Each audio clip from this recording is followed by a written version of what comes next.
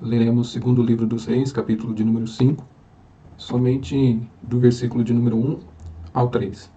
Naamã, comandante do exército do rei da Síria, era grande homem diante do seu senhor e de muito conceito, porque por ele o Senhor dera vitória à Síria. Era ele herói da guerra, porém leproso. Saíram tropas da Síria e da terra de Israel, levaram cativa uma menina que ficou ao serviço da mulher de Naamã. Disse ela à sua senhora: tomara o meu senhor estivesse diante do profeta, que está em Samaria. Ele o restauraria da sua lepra.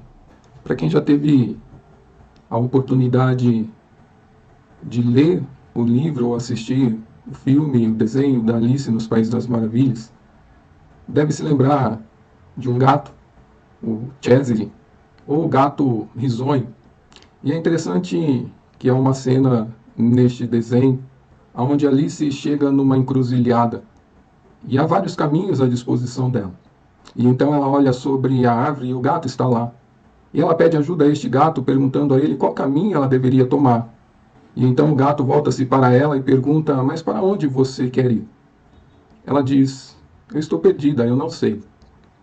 E ele se volta para ela e diz: para quem está perdido e não sabe para onde quer ir, qualquer caminho serve. E é interessante que este conceito ele serve para qualquer área da nossa vida. Serve para na área profissional, na área familiar, na área pessoal, mas principalmente na nossa vida espiritual, na nossa vida com Deus. Porque o fato é que quando olhamos para a palavra de Deus, entendemos que Deus tem propósitos para a nossa vida. E o maior propósito de Deus para a nossa vida é que por meio da nossa vida, o nome dele possa ser glorificado. E assim o propósito de Deus é levar-nos a sermos instrumentos em suas mãos, para que ele nos use, para que outras pessoas possam glorificar ao seu nome. E então, quando nós partimos para este princípio e olhamos para este texto lido, que é o segundo livro dos Reis, capítulo de número 5, nós estamos aqui diante da história de Naamã. O texto nos fala que ele era comandante do exército da Síria, um herói de guerra, um homem poderoso, um homem bem-sucedido, um homem de confiança do rei, um homem famoso, mas também um homem arrogante. Mas Naamã, apesar de ser tudo isso, o texto nos fala, infelizmente, porém, contudo, no entanto, ele tinha lepra. A vida de Naamã não era tão bela assim como parecia ser. Mas a ler este texto, onde Deus pretende mostrar o seu poder, por meio deste texto onde Deus quer mostrar que ele tem poder não somente de curar, mas de transformar a vida das pessoas, nós temos também uma outra figura, que nem nome tem. Ela é tratada como uma menina, como uma escrava, como uma desconhecida, que quando a Síria invadiu Israel, ela foi tomada como escrava e foi justamente levada para a casa do general Naamã. Mas é por meio da vida desta menina, essa menina desconhecida, sem nome, escrava, que nós podemos entender que, apesar de ser tudo o que ela é, ela sabia quem ela era e para onde ela deveria ir. E para onde ela deveria caminhar, principalmente com relação ao seu Deus. E então, diante deste texto, nós somos convidados a pensar justamente sobre este poder que Deus possui de transformar vidas, de salvar vidas, de curar vidas. Mas um poder que ele quer usar também a nossa vida como instrumentos para que ele possa então manifestar o seu poder sobre a vida das pessoas, assim como essa menina será usada na vida de Naamã, para que ele não somente seja curado, mas com seus próprios lábios também possa reconhecer que em Israel não há Deus como o Deus de Israel. Veja o que ele diz no verso de número 15, depois de curado. Voltou ao homem de Deus, ele e toda a sua comitiva. Veio, pôs-se diante dele e disse: eis que agora reconheço que em toda a terra não há Deus, senão em Israel. Deus alcançou o propósito dele na vida de Naamã. Mas Deus alcançou o propósito dele na vida de Naamã, por intermédio da vida daquela menina. E esse texto convida-nos então a pensarmos no servo que Deus usa, na pessoa que Deus deseja usar e quem ele deseja que sejamos. Mas ao olharmos não somente para esses 3 versículos, mas olharmos também ao longo desse texto, nós encontraremos respostas acerca de quem Deus quer usar, para que por meio dessas pessoas o nome dele seja glorificado. E uma das primeiras respostas que nós encontramos é que a pessoa que Deus quer usar, o servo que Deus quer usar, ele deve, em primeiro lugar, ter o desejo de ajudar pessoas. E é isso que nós vemos na vida desta menina. Quando nós nos deparamos com o versículo de número 2 do texto, onde ele fala que saíram tropas da Síria e da terra de Israel e levaram cativo uma menina que ficou ao serviço da mulher de Naamã. Disse ela, sua senhora, tomara o meu senhor estivesse diante do profeta que está em Samaria, ele o restauraria da sua lepra. O fato é que o passado, o presente e o futuro daquela jovem. E é muito interessante pararmos para pensar. O que é o passado, o presente e o futuro dela?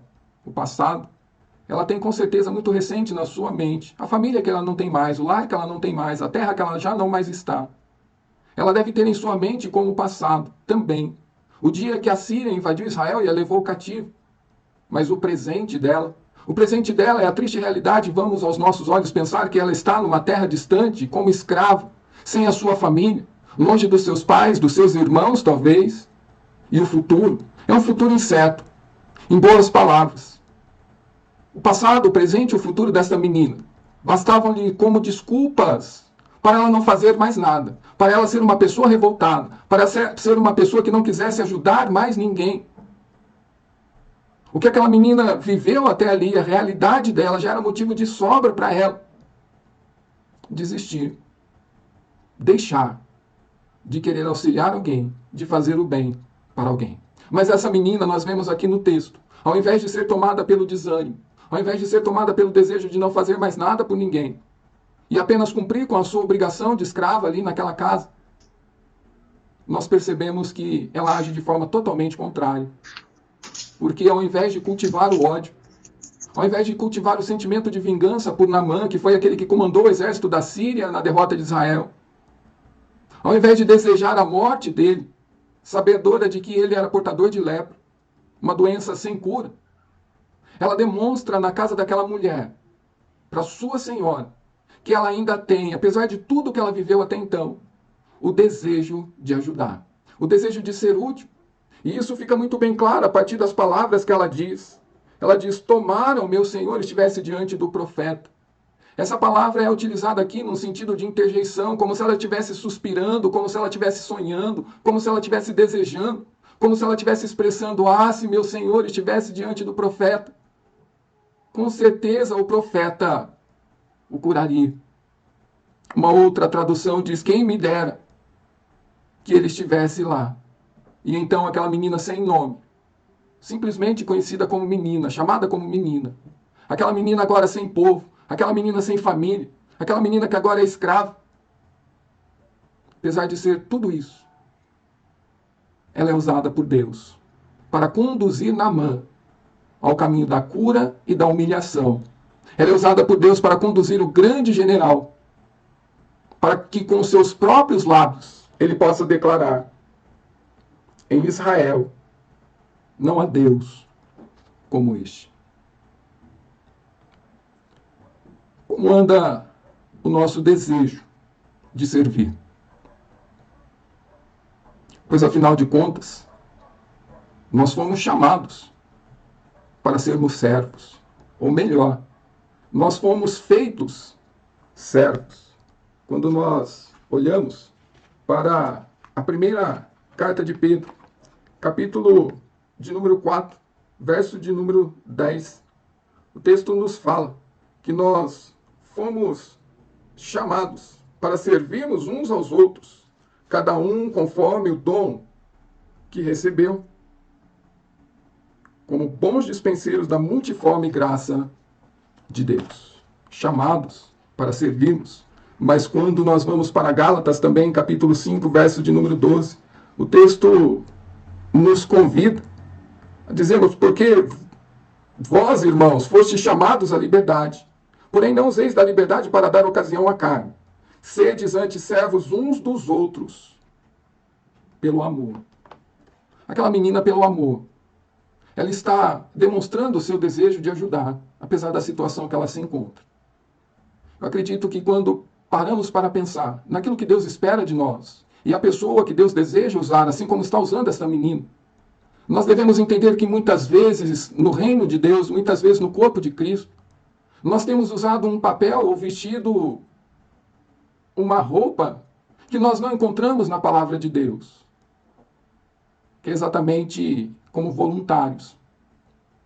Você não encontra nas Escrituras que Deus espera ter voluntários na sua obra.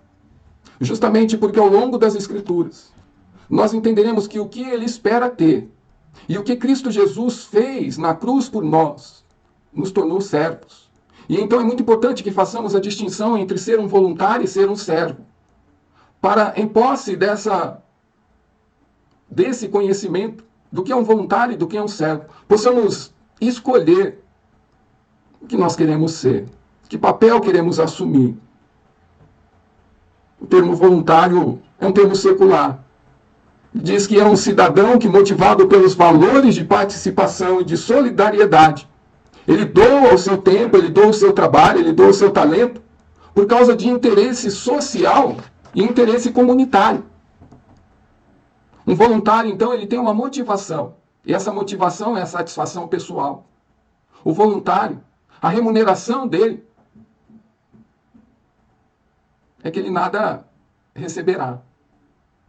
E o voluntário, a voluntariedade dele é motivada pela satisfação pessoal. Ele se sente satisfeito quando ele faz algo por alguém. Mas no reino de Deus, não há papel para voluntários. Há lugar para servos. Porque a motivação do servo não é a satisfação pessoal. A motivação do servo é a busca pela glória de Deus.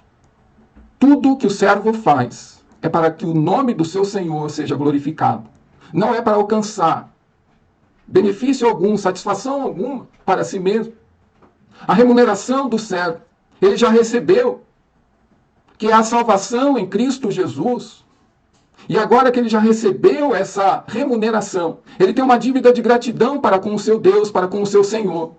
E então agora, o voluntariado dele, ele deve ser impulsionado pelo Espírito, o Espírito Santo, para que ele atenda a este chamado, não somente de servir ao seu servo, ao seu Senhor, mas também de obedecer à vontade do seu Senhor. Então vejam vocês que no reino de Deus não existe voluntários. No reino de Deus existe servos. E aquela menina está demonstrando que ela é uma serva de Deus. Ela não está fazendo nada para satisfação pessoal. Ela não está fazendo nada de graça. Ela não está fazendo nada motivada simplesmente para ajudar alguém. Pelo contrário. Ela está fazendo para que o nome de Deus seja glorificado, assim como nós já vimos no capítulo 5, verso de número 15. Ela está fazendo porque, com certeza, em Israel, ela conhece a história por meio dos seus pais, do Deus que ele serve. E sabem que este Deus, no passado, vem trabalhando na vida do seu povo. Um Deus que está construindo, edificando uma nação para si. E essa menina, então, tem uma gratidão no coração por conhecer a este Deus. E então, motivada por este amor a Deus, ela se põe nas mãos de Deus para ser usada por Deus, para a honra e glória de Deus. Independente das dificuldades que ela esteja vivendo. Ela não é uma voluntária. Ela assumiu o papel de serva. Porque o servo, a única função dele é cumprir com a vontade do seu Senhor. É obedecer ao seu Senhor. Acima das dificuldades, ela só vê o interesse, os interesses do seu Senhor. Assim como nós vemos que Jesus, o servo sofredor, tinha no seu coração, tinha na sua vida, o glorificar ao Pai por meio da sua vida, por meio das suas atitudes, que o nome do Pai seja glorificado. Quando nós vamos para Isaías, capítulo de número 53, verso de número 11, nós vemos que o texto nos fala que o Senhor Jesus verá o fruto do penoso trabalho de sua alma e ficará satisfeito. A satisfação do servo sofredor é ver que aquilo que ele fez pelo Pai, para a glória do Pai, valeu a pena, porque o nome do Pai será glorificado. Quando olhamos para a vida de Jesus, o servo sofredor, Nós entendemos que a motivação que ele fez, conforme foi lido em Romanos, capítulo de número 5, mesmo sendo nós ainda pecadores, a motivação foi o amor. O que nós temos sido no corpo de Cristo? Voluntários? Que fazem algo só quando tem o desejo no coração, a vontade pessoal, a motivação simplesmente de ajudar alguém? Ou temos sido servos que o tempo todo está pronto a dizer: sim, Senhor, eu estou aqui. Fala que teu servo te ouve. O servo, ele está à disposição do seu Senhor 24 horas por dia. O voluntário é só quando ele tem vontade. Na Bíblia, não há espaço para voluntários. Porque justamente quando nós olhamos para a segunda carta de Paulo aos Coríntios, capítulo de número 4, verso de número 5, Paulo diz o seguinte: porque nós não pregamos a nós mesmos, mas a Cristo Jesus como Senhor, e a nós como vossos servos, por amor a Jesus. Não tem como negarmos. A partir do momento que Cristo Jesus iniciou o seu reino aqui neste mundo com a sua vinda, com o seu nascimento ali naquela estrebaria, nós já fomos feitos ali, servos.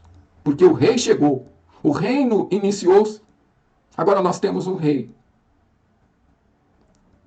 E nós devemos servir a este rei.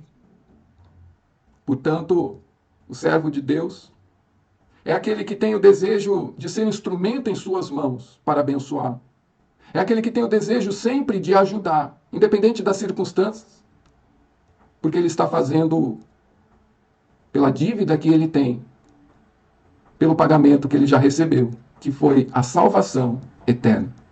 Agora, a dívida de gratidão que nós temos para com o nosso rei deve nos levar, assim como aquela menina, longe de casa, uma desconhecida, na casa daquele que comandou a derrota do seu povo. Mesmo assim, somos chamados a servirmos a Deus. Quem somos nós?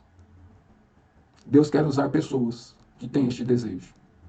É muito interessante como demonstramos vontade, disposição, ânimo, para aquelas coisas que nos agradam, que nos chamam a atenção. Porém, quando é para o nosso Senhor, nós colocamos na balança e ponderamos. E escolhemos se faremos ou não. A atitude do servo é simplesmente dizer: eis-me aqui, usa a minha vida, porque tu és o meu Senhor. Eu sou o teu servo e tenho desejo de ajudar. Primeira lição: o servo que Deus usa é aquele que tem no coração o desejo de ajudar. Ele não é involuntário, ele está sempre com a mão na arada. Mas em segundo lugar, o servo que Deus usa é aquele que quer fazer a diferença na vida das pessoas. E é o que essa menina faz. Com as palavras dela, no verso de número 3, tomara o meu Senhor estivesse diante do profeta que está em Samaria, ele o restauraria da sua lepra. Eu acredito que você já esteve, ou já experimentou o que é estar em uma casa, em um lar, em um ambiente, onde as pessoas estejam enfrentando problemas sérios, ainda mais se forem problemas ligados a enfermidades graves. Com certeza o clima naquela casa, o clima naquele ambiente é um clima de tristeza, um clima de preocupação. Com certeza você já deve ter estado num ambiente assim. E é interessante pararmos para pensar que assim era a casa de Naamã no momento. Que apesar de ter toda a glória que ele tinha, apesar de ter todos os recursos que ele tinha, apesar de ter todo o poder que ele possuía, com certeza a sua esposa, com certeza o seu lar é um lar triste, porque eles sabiam que Naamã foi acometido por uma doença que não havia cura. Era só esperar a morte chegar. Com certeza aquela menina, aquela escrava, ela deve ter ouvido conversas dentro daquela casa. Ela deve ter visto lágrimas rolando dos olhos da esposa de Naamã. Ela deve ter visto expressões de preocupação. E é justamente aí que nós vemos a característica, mais uma característica daquelas pessoas que Deus deseja usar como instrumento em suas mãos para que o seu nome seja glorificado.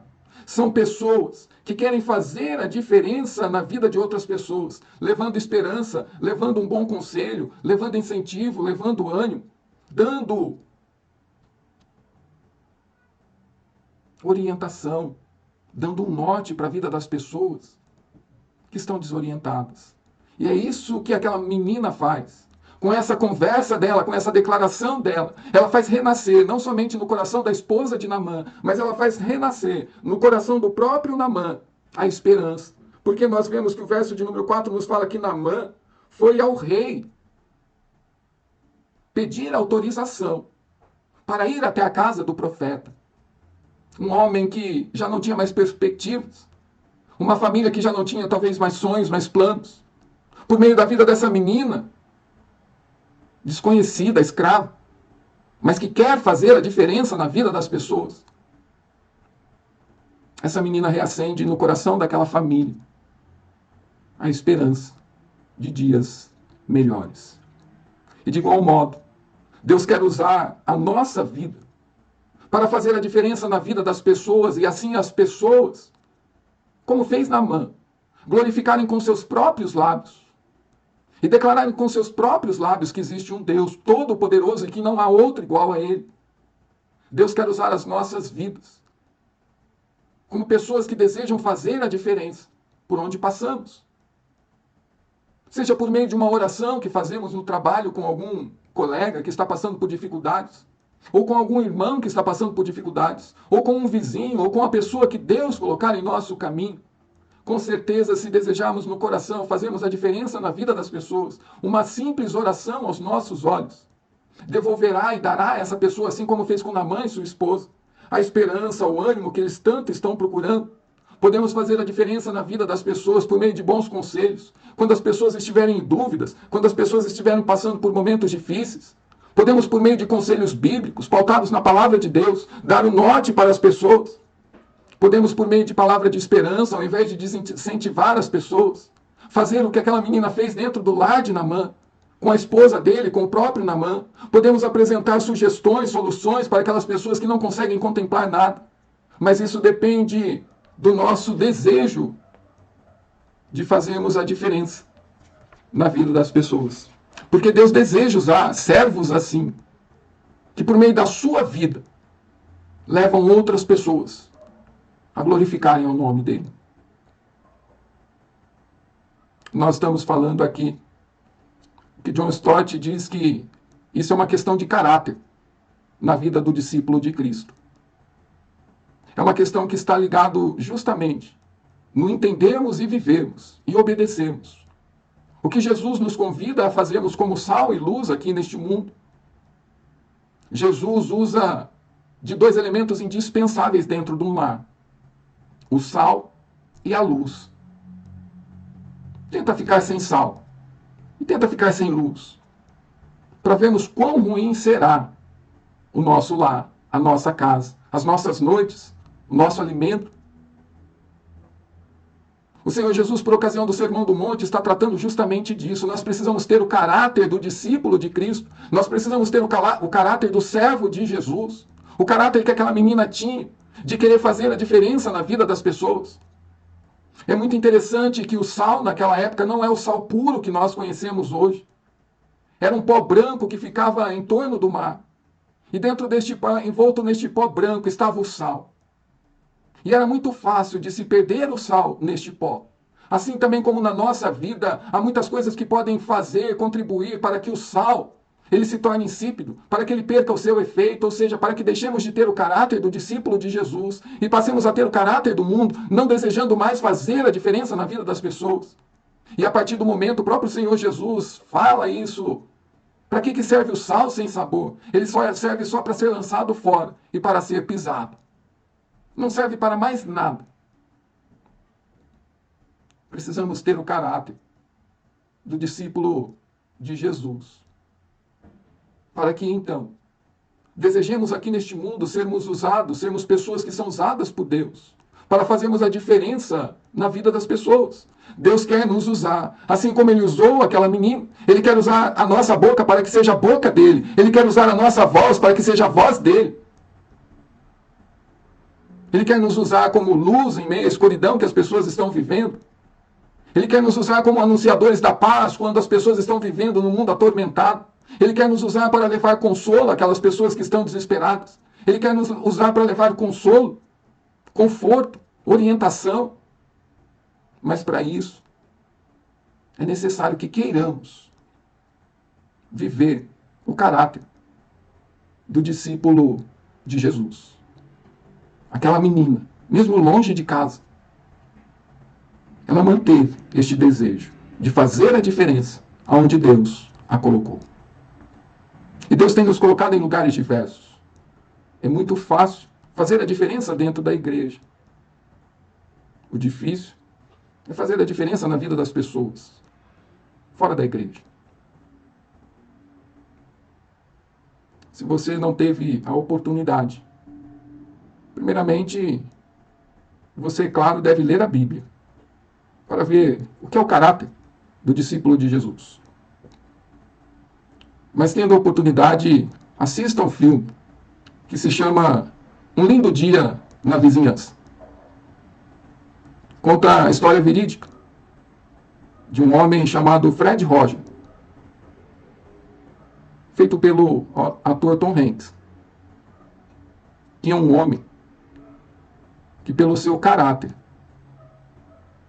as pessoas que ele tem contato, ele transforma a vida delas. Ele muda a visão de mundo das pessoas. Ele leva as pessoas a perdoarem umas às outras. Eles levam as pessoas a terem prazer a viver em família novamente. Ele leva as pessoas a entenderem os seus erros, a enxergarem os seus erros. E eu fico pensando que muitas vezes nós lemos acerca da essência do caráter do discípulo de Jesus tantas vezes na nossa vida, nas Sagradas Escrituras, e nós temos dificuldades de colocarmos isso em prática, de queremos, por meio da nossa vida, sermos instrumentos na mão de Deus para fazermos a diferença. O servo que Deus usa é aquele que se põe em suas mãos e diz para ele: usa a minha vida para transformar outras vidas. Assim como Jesus fazia. Que por onde ele passava, ali jamais, nunca mais, seria o mesmo lugar e as pessoas seriam as mesmas pessoas. Deus quer nos usar como instrumentos para que seu nome seja glorificado. Assim como usou aquela menina. Assim como usou muitos outros ao longo das Escrituras. Mas para isso, devemos assumir este papel de sal da terra e luz do mundo. E por fim, o servo que Deus usa, nós olhamos para a vida desta menina, para que Deus manifeste o seu poder e leve outras pessoas a glorificarem ao seu nome, como fez Naamã. São pessoas de fé. E é o que essa menina demonstra ter. Porque ela diz ao final da sua fala: se ele estivesse diante do profeta em Samaria, ele o restauraria da sua lepra. É impressionante a declaração daquela menina.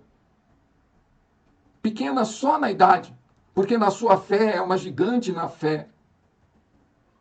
Porque basta nos lembrarmos que a lepra não tinha cura, mas aqueles que serviam ao Deus de Israel, que eram tementes ao Deus de Israel, poderiam contar com a sua misericórdia, com a sua graça e o seu poder, e serem curados. Com certeza aquela menina na sua terra fora ensinada pelos seus pais acerca do poder de Deus. Ela foi ensinada com certeza acerca dos milagres feitos pelo profeta Elias, profeta Eliseu. E então ela declara com a maior naturalidade e confiança: essa doença que o meu Senhor tem, aos olhos de vocês não tem cura. Mas diante do meu Deus, o Deus de Israel, ele pode ser curado. E Deus usa a fé desta menina para que então Naamã vá até o rei e o rei o autorize a ir até o profeta. E então do profeta, Naamã é mandado para mergulhar no rio, e ali ele vê a sua pele, que já estava escamando, a sua pele que já estava sendo comida pela lepra. Ele vê essa pele ser restaurada e se tornar como uma pele que o texto nos fala, de um bebê.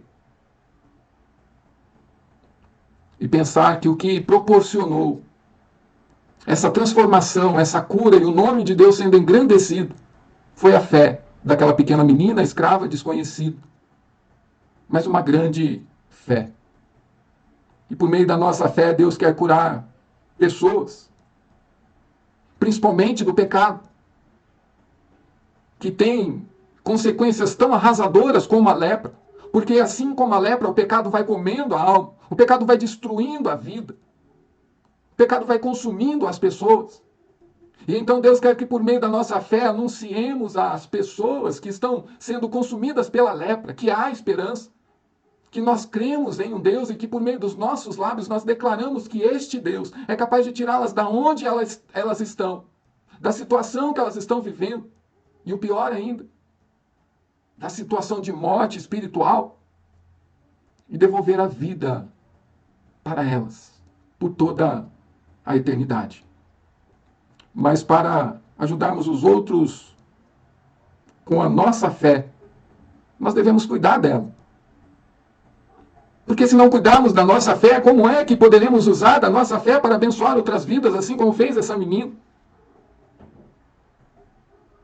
A declaração de um autor que diz que se a fé vem pela palavra de Deus,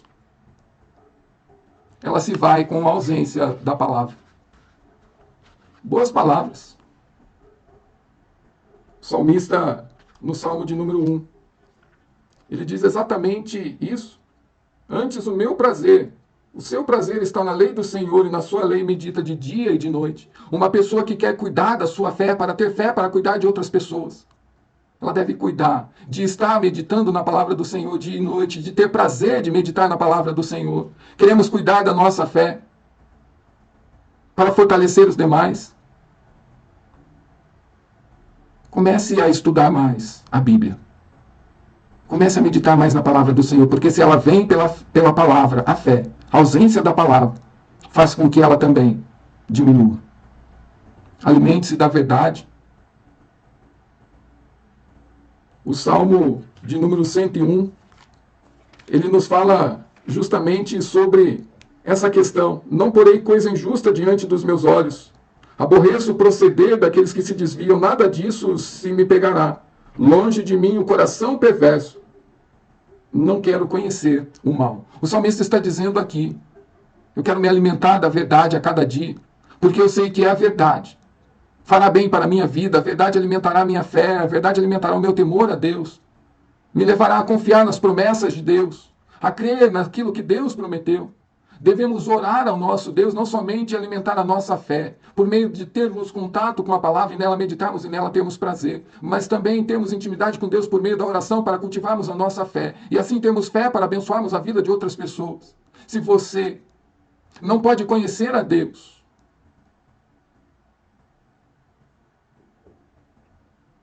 de outra forma, a não ser por meio da leitura da palavra e de vida de oração. Isso gera intimidade com Deus. É impossível um outro caminho. Aquela menina, ela está nos mostrando. Deus quer usar pessoas, mesmo que com a sua pequena fé, mas fé que fará toda a diferença para aqueles que não têm fé alguma. Assim como fez na vida de Naamã. E seguindo por este caminho, Deus quer usar a nossa fé para abençoar vidas que estão em desespero, que estão sem esperança, que estão sofrendo, que estão desorientadas. Como nós temos reagido diante dos nossos problemas e diante do problema dos outros? Será que temos pronunciado declarações de fé? Será que temos demonstrado às pessoas que quando estamos passando por lutas, aquilo que nós conhecemos acerca de Deus realmente é verdade e nós praticamos aquilo? Será que quando as pessoas vêm nos contar algo que elas estão passando, nós simplesmente comentamos, realmente não tem mais jeito, você está perdido, isso daí está consumado? Ou será que por meio da nossa fé, assim como aquela menina, declaramos com os nossos lábios, se meu Senhor estivesse diante do Deus de Israel, com certeza ele seria curado. Que dos nossos lábios possam sair declarações de fé, porque Deus quer usar pessoas servos e servas, que por meio da sua fé, como aquela menina, levem outras pessoas a conhecê-lo, a ver que nele há esperança, que nele há vida, que nele há dias melhores. E então, por meio da vida dessa menina desconhecida, uma menina desterrada, sem terra, Deus curou e transformou o grande Naamã. Deus, por mais uma vez, ensina-nos que escolhe as coisas fracas do mundo para envergonhar os fortes. Por mais uma vez, Deus nos mostra que Ele escolhe as coisas loucas do mundo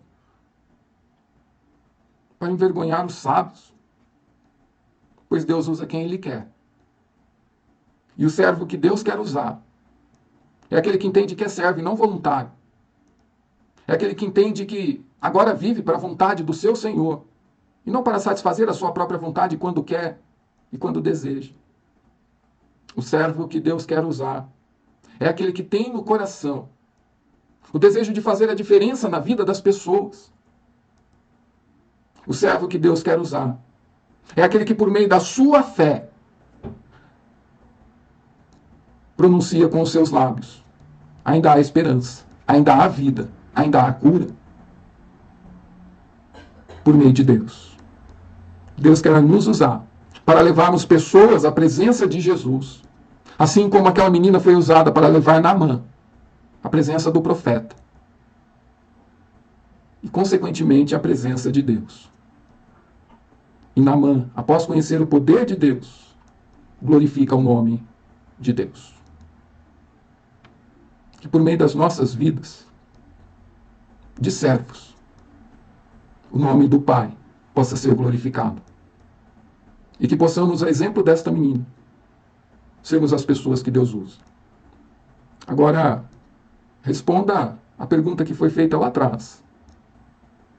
Aonde você quer chegar na sua vida com Deus? Porque se você não sabe aonde quer chegar na sua vida com Deus, qualquer coisa serve.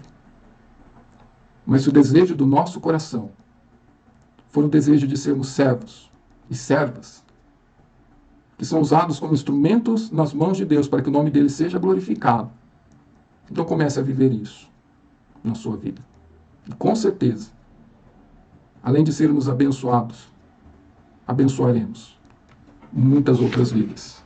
E o nome de Deus, cada vez mais, será glorificado em todos os lugares. Que Deus nos ajude e nos abençoe.